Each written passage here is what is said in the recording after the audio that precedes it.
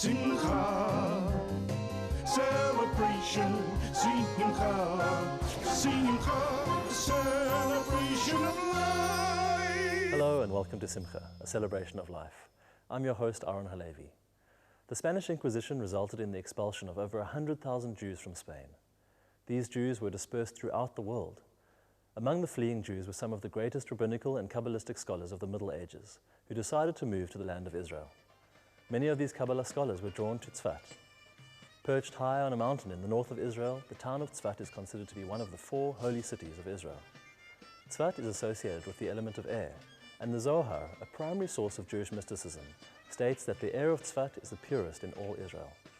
Modern Tsfat dates back to the 16th century, when it was home to many illustrious Jewish sages and mystics, who revealed great depth of Kabbalistic secrets from the Zohar, the Book of Splendor, as written by Rabbi Shimon Bar Yochai.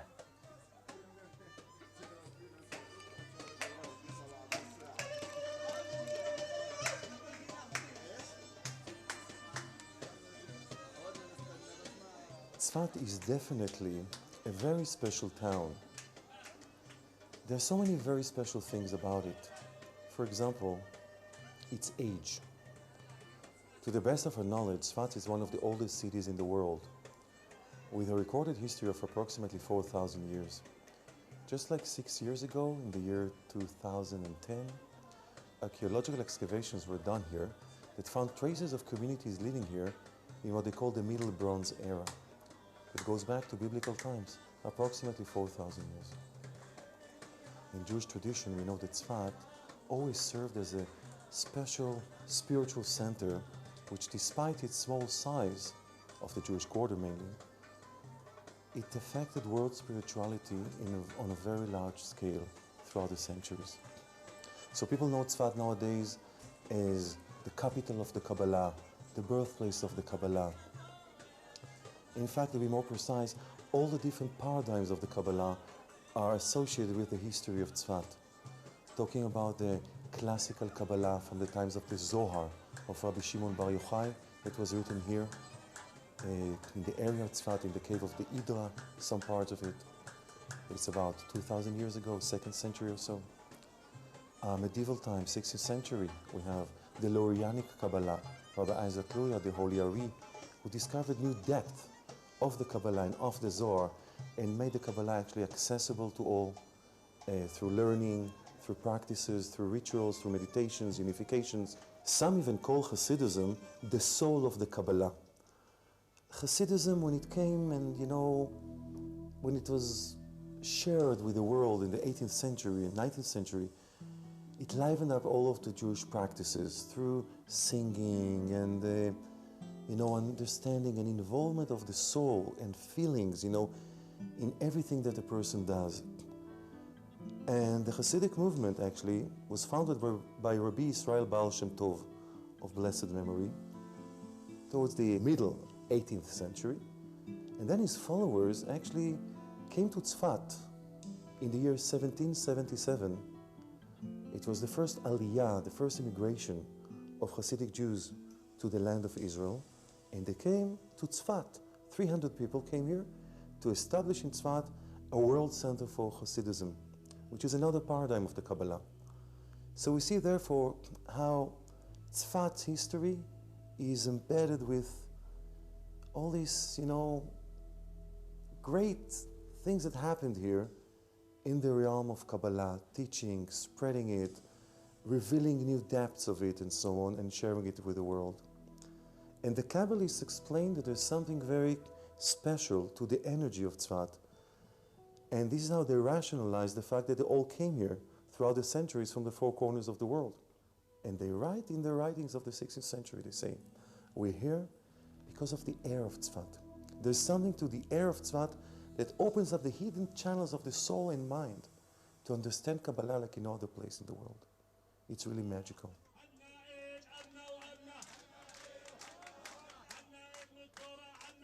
Behind me is actually Beit Abu, which is related to another very special tradition that's happening here in Tsfat for 183 years now. Every Lag Ba Omer, a parade starts from here. It's a musical, very festive parade They take on hours and hours of dancing with an ancient Torah, Sefer Torah, Torah scroll, taken from one of the most ancient synagogues in Tsfat called Hatzadik Halavan. And the Torah is like 600 years old. And hundreds of people are actually dancing with it, with a klezmer music band, Jewish soul music, in the streets of Tsfat. And then eventually it gets to Meron, to Rabbi Shimon Bar Yochai, for the celebration of Lag Ba Omer once a year.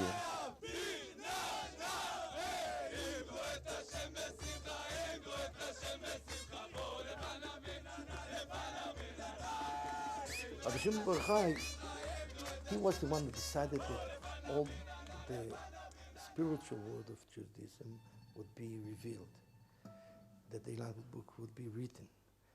And he was known also that he was a very strict person. But anyone who was in trouble, you can go to him. The Gemara says, when you're in a very, when it's very tough, go to Rabbi Shimon. Though he was strict, but if things are too hard for you, you can go for him. He will open the skies, he will tear up the heavens, and he would make things better. And the combination between these sides, two sides of his personality that go on and reveal, and then go on and be buried with the common people. And if somebody is in trouble, can come to Rabbi Shimon. It's all explodes in Lag Ba Omer, the day that he passed.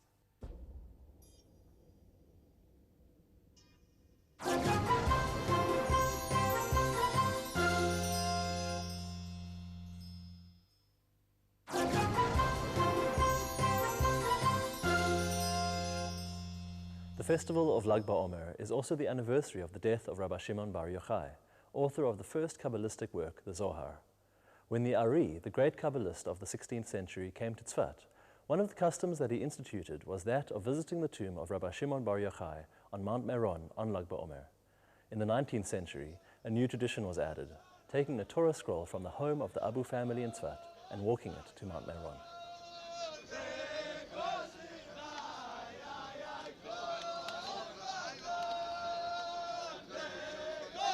Rabbi Shimon Bar Yochai was, first of all, one of the most important legislators in our history, one of the Tanaim who have passed over the oral Torah. And he is the student of Rabbi Akiva.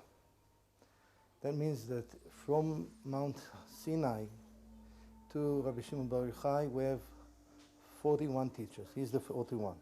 And he was also one of those who had learned what we call Torat HaSod, is the inner parts of the Kabbalistic teachings of the Torah. Maybe I'll explain that for a minute. Though we don't have any prophets anymore, but the code of prophecy is the basics of the Kabbalistic teaching. The Kabbalah is passing the secrets of the Torah, the higher dimension of the spiritual life of Torah, but within inside of it there is the code of prophecy. And that's the reason to keep it, and that's the reason to keep it a secret. Until the times that prophecy will come back, we have the time that we have only practicing the code. So Rabbi Shimon Bar Yochai was learning that from Rabbi Akiva and from his teachers. And the whole story of Rabbi Shimon Bar Yochai started when there was a meeting to try to figure out what's the real attitude towards the Roman Empire. And at that meeting, Rabbi Shimon Bar Yochai said, the Roman Empire is an evil empire. Whatever they do, they don't do it for the Commonwealth, they're doing it for their greediness.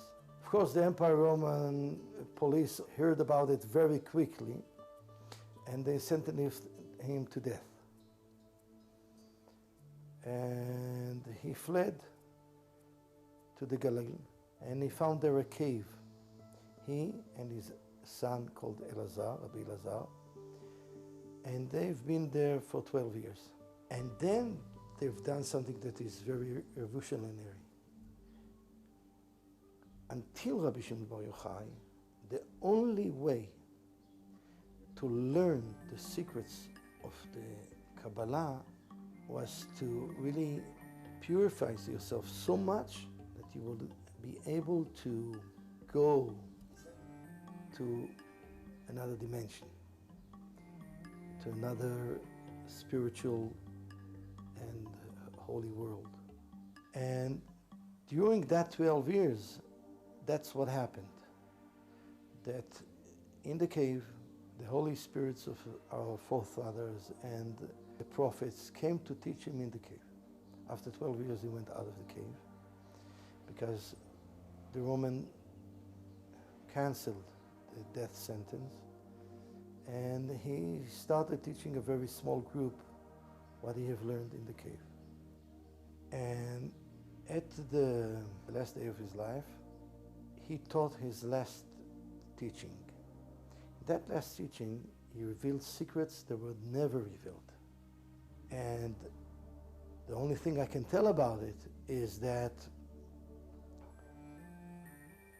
everyone in the world that had an experience with a non-material world, with a spiritual world, knows that what we see, what we hear, is not exactly what's out there. There's a lot of us looking at the things out there. That's the reason we can't see anything as it is. And in that last day, he started the revelation of what is really out there. At the end of the day, when the sun set, he felt that his soul is ending its time here. And he told his son that from now on, Rabbi Elazar, his son, would be the oral teacher, and Rabbi Abba, his student, would be the one who writes the teaching. And he gave them the commandment to summarize the book and start giving the book to the groups that study Kabbalah. And he passed away. The Zohar was written by Rabbi Abba. Rabbi Abba was one of the students of Rabbi Shimon, and in fact he was the scribe to write the Zohar. Although the Zohar was written in the 2nd century, it has been concealed for hundreds of years. The first time that the Zohar was revealed was in Guadalajara in Castilla, in Spain, by the Kabbalist Rabbi Moshe de Leon. This was approximately 700 years ago. At the time, there was another school that was founded in Spain, in another place, in Catalonia, in northern Spain, in the city of Girona. It's another school that didn't quite have the Zohar at the time. But everyone knew in both schools and in both places in Spain that the time for the revelation of the Kabbalah has come. So although it's written in the Zohar, in more than one place, that those secrets have to remain secrets and not to be shared with the world. In another place in the Zohar it says that there will come a time that the knowledge not just can be shared, but should be shared and be accessible and available to all. And the time has come then 700 years ago. And throughout the centuries, what attracted those lofty minds of scholars and spiritual leaders, Kabbalists to Tsfat, was the fact that not far from here is the burial place, the tomb of Rabbi Shimon Bar Yochai. They felt and they knew that his soul lives on. The energy, the teachings, the legacy of Rabbi Shimon is vibrant and alive very much here in Tsfat. So therefore they came here throughout the centuries to be close to Rabbi Shimon. And Jewish people have made pilgrimages to Mount Meron, to the gravesite of Rabbi Shimon, for centuries and centuries. It's even told about the holy Ari, by Isaac Luria. At the time when he was still living in Egypt, before making the Aliyah, the pilgrimage to Tsfat, eventually where he ended up living here, before then, when his own son, Rabbi Moshe, was just 3 years old, the holy Ari came specially from Egypt to Mount Meron to do the special haircut for his son by Rabbi Shimon Bar Yochai. The Ari found the Enlightenment book, and looked at it, and he said, how can anybody understand what's written in there? If I want to teach it to someone, how can ever he can get it? So he sat in isolation for 10 years. And again, by his prayers and meditation, he got to understand the code of the Enlightenment book. And he gave us the code. The code is, on one side, very simple, but it's so simple, again, it's hard to get it. The code is a combination of the spheres and the Hebrew letters. And from there on, he developed the code. He went from Egypt to Tsfat because he had Elijah, who was known that he was taken to the heavens by the chariots of fire, and he revealed himself to Ari and told him, you have 2 years. Now there's not a lot of time. And if you want to do something with this code that you wanted, you have to go to Tsfat, find there your student that I am sending from Damascus, because his student, Rabbi Chaim Vital, was living that time in Damascus. And they really met there in Tsfat, and Ari taught him in 2 years, and he was teaching, and Rabbi Chaim Vital was writing, and all of a sudden there was a it's not simple really, but there was a code to how to see, first of all, how to read the Enlightenment book. And secondly, how to see that the things that are written in the Enlightenment book in a very high spiritual language is really written already in the Bible. So this is what the Ari gave the world, that we can see how the Bible, the Oral Torah, and the Enlightenment book are all based on the same code, on the same language. And how does that connect with, of course, the prophets and the prophecy?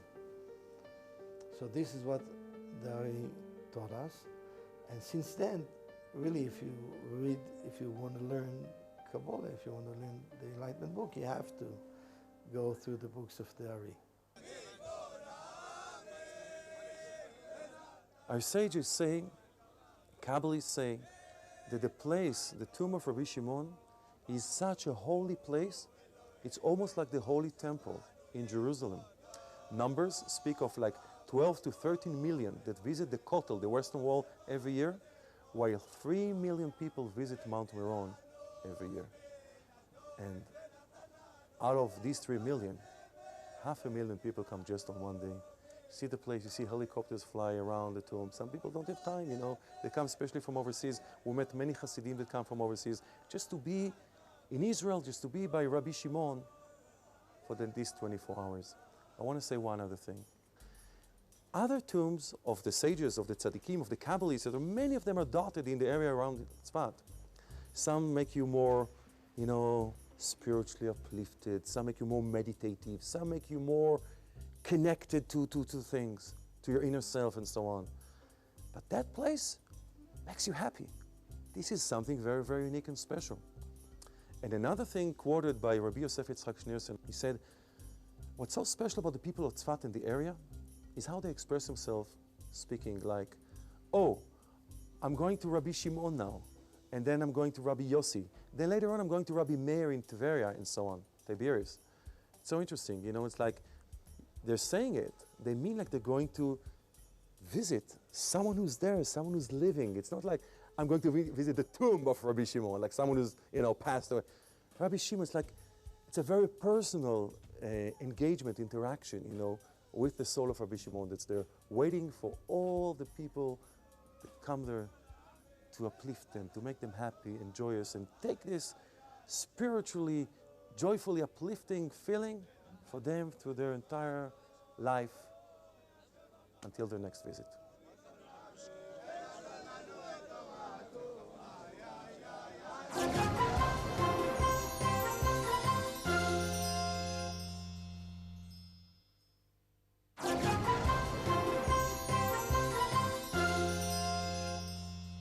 welcome back.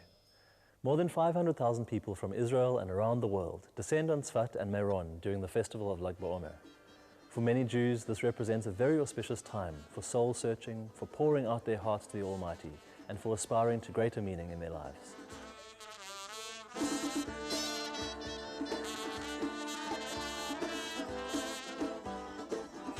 As you can see around us today here in Tsfat, especially today, there are many celebrations of Bar Mitzvah. Not just that in Meron today we're able to see lots of, the haircut, the option is, the chalak as it's called, the first haircut of the 3 years old. But also, some real good celebrations of Bar Mitzvah here in Tsfat. Celebrating a Bar Mitzvah, not just on Lag Ba Omer, but any time in Tsfat, is something very special to it. Why is it?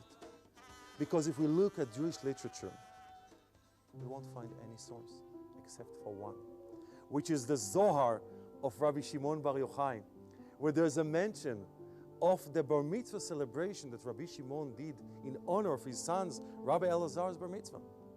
And Rabbi Shimon expressed himself saying in the Zohar there and then that the day of the Bar Mitzvah of a person, the celebration, is as joyous and as special as the day of the wedding ceremony of a person.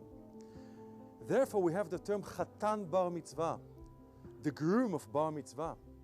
What's the comparison? Why are the two linked? Bar Mitzvah, Bat Mitzvah, and a wedding ceremony. Think about it. What is actually happening under the canopy when a husband and wife, two extreme opposites, are uniting and becoming one?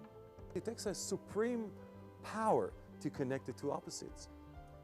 That's why sages say, if a husband and wife married, then the divine presence dwell among them. Same thing is happening actually a few other times in a person's life, but the major time is the Bar Mitzvah and Bat Mitzvah for a girl. Boy at 13, girl at 12. As we read in Code of Jewish Law, the soul and the body then unite. In fact, it says these words in Code of Jewish Law. It's the ending of the penetration of the godly soul into the body.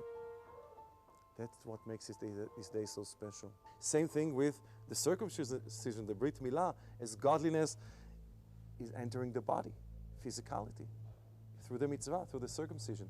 So beautiful. And all those rituals are always associated in a way, yes, with Rabbi Shimon Bar Yochai. Because it is the work of Rabbi Shimon Bar Yochai that taught us and demonstrated to us how we connect godliness with the world. The divine wisdom which is taught in the Zohar, it's not just like something, so high, lofty, we just feel like flying high. You do feel like flying high. But at the end of the day, the teachings of Rabbi Shimon is what enables each and every person to bring down divinity, godliness into the world through good deeds, good utterances, good thoughts. And Kabbalah, the Kabbalah of Rabbi Shimon, teach each and every individual how he can do that.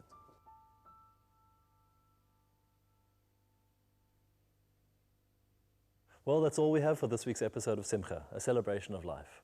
As always, we'd love to hear from you, so please send us a message on Facebook at Spirit Sister Productions. From me, Aaron Halevi, and the rest of the Simcha team, have a great week ahead.